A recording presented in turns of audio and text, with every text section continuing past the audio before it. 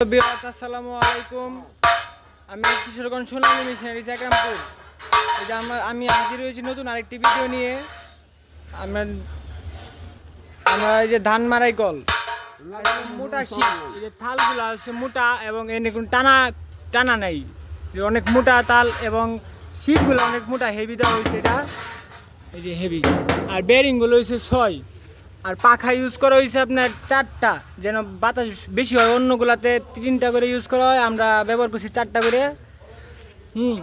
এই যে আমাদের ডোলটা। আমরা অনলাইন এবং অফলাইন দুইভাবে মাল বিক্রি করে থাকি।